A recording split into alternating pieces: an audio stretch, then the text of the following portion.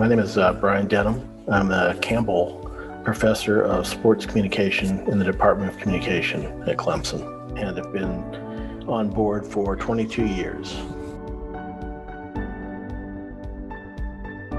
I use a good bit of discussion in the classroom. I'm not keen on using the whole time simply to lecture. I feel like students can read a textbook or something if they want to just transfer information.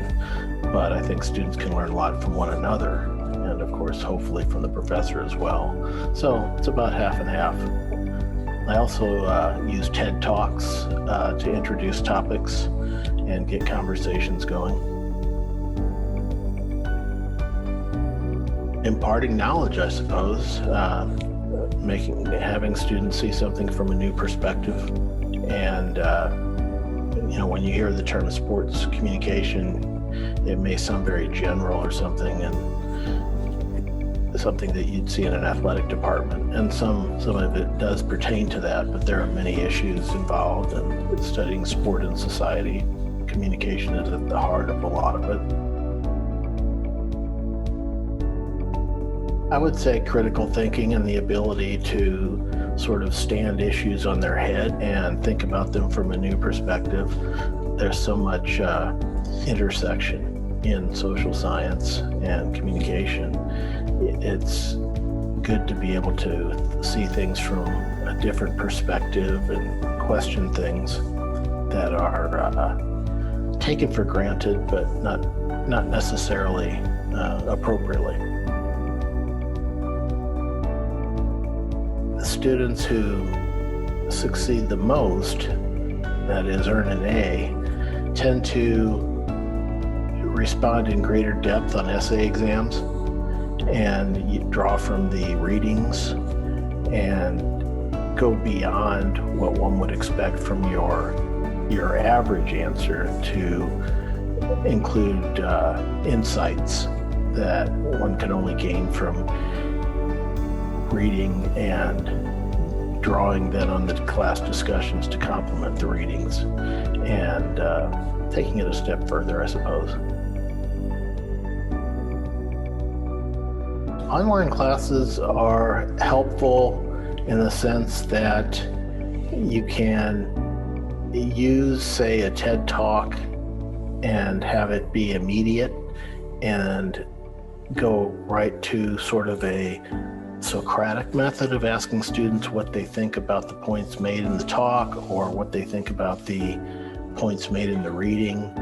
I haven't noticed that big of a difference. It's nice to teach in person, of course, be able to move around and illustrate things on chalkboard and be more interpersonal from that standpoint.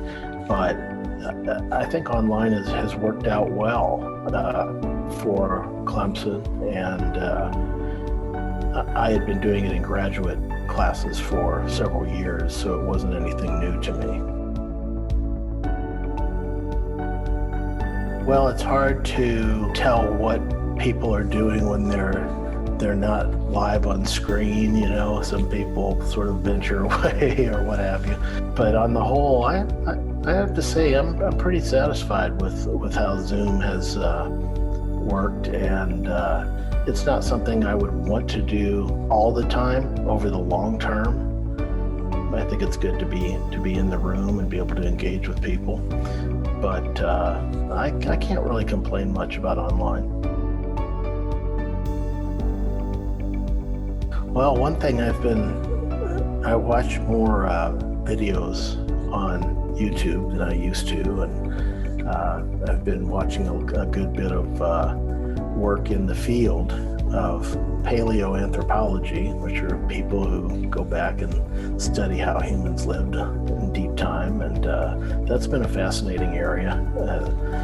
I make it a point to get out and walk and do things that get out of the house, allow me to get out of the house and stay active. But I've always been engaged in researching and writing, and so for me, the place is not that big of a change. I can do that either at my house or in my office, and I'm still doing the same work. I suppose the interaction with people, quite a few colleagues I've not seen in quite a long time, student interaction, and basically just seeing more of a campus life than we have had in recent times.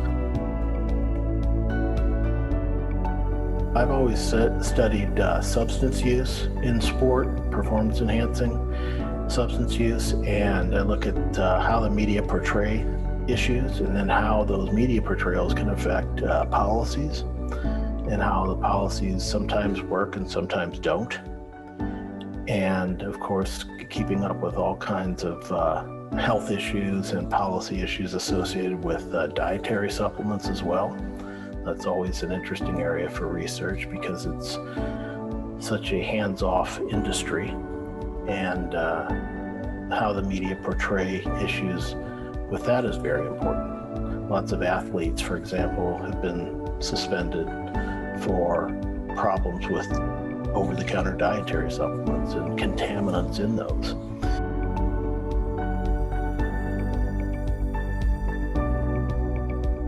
The program is scheduled to end in June of 21. And of course, athletic directors often have to make difficult decisions about programs. From my perspective and what I know so far, I've not seen a substantial reason to cut the program. They have had record-breaking amounts of fundraising. The university has done very well with Title IX in sports, with a 50-50 split in students being reflected pretty much in the athletic department. And especially with Clemson having an unusually low number of minority students in general, it seems a bit odd to cut a sport that is very popular among minority students. And I would really love to see them revisit that decision. I think there have been some other schools that have recently, with University of Iowa and others who have decided, well, maybe we need to go back and think about that a little more. Clemson does not really have that many sports, and the men's track and field program has a strong history at Clemson. And I personally would not like to see it simply cut, because it's at the most $1.7 million per year to operate, and those are essentially costs that they've invested in football coach pay raises in many regards, and so it doesn't make a lot of sense. I don't like to see the university moving toward becoming an NFL franchise. It's not. It needs to be more than that. It needs to provide opportunities for people and not simply a vehicle for fun on Saturday afternoons. And that's fine to have a great football program, but there's no reason it should dominate other sports. If you look around the nation, there are some schools that they simply strive for excellence. And look at Stanford, for example, or these schools that have won so many championships in so many different sports. Those are the kinds of schools that I personally would like to see the university emulate. But a lot of people pretty much end their interests with football. And so, like this issue, for example, has not gotten that much attention really among the campus community. The Tiger newspaper has published a little bit. Some of the national media have taken an interest. But for the most part, there has been no real communication, to my knowledge, from the administration responding to folks who are trying to see them revisit their decision. So all in all, I do hope they'll consider maintaining the program. Well, Clemson is a university that provides faculty with a good bit of autonomy. Provided you're doing your job, you can do it pretty much without a lot of people looking in and telling you what you ought to be doing and studying. And and it's also a pleasant campus atmosphere. It's, mild, easygoing. And and Clemson has a very good reputation in athletics. And our sports communication program was one of the first in the nation. So we're happy with that. Very good colleagues at Clemson, very personable, and great students, of course. Many are the best in their respective high schools from around the state and other places. I'm not a real nostalgic person in that respect. I'd say it all works pretty much together. Seeing the department succeed is probably, at the university level, what I would be most proud of. I'm not one to sit and ponder the best sunsets, what have you. But all in all, it's a good place to be. With sports communication, if you want to work in the industry, it's imperative to complement your coursework with internships. There is a lot of competition in the industry, and if you followed it, you know that major enterprises like ESPN are laying off people. And so that makes it even more competitive. And you really have to know what you're doing. By the time you take an entry-level job, you ought to be editing and not only writing copy, but doing all of the things that would get you hired. And 2-3 internships during the summers and the undergraduate years necessary to get a job. Lots of opportunity too, incidentally, in production.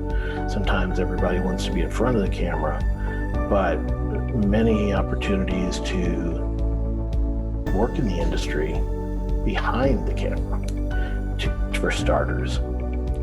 But it's still a journey person's industry to some extent, where you start in a small market, or a university for that matter, with the Tiger or broadcast news, and you just work your way up. A lot of it's based on pure talent. And so getting involved as an undergrad is imperative. It's a very competitive industry.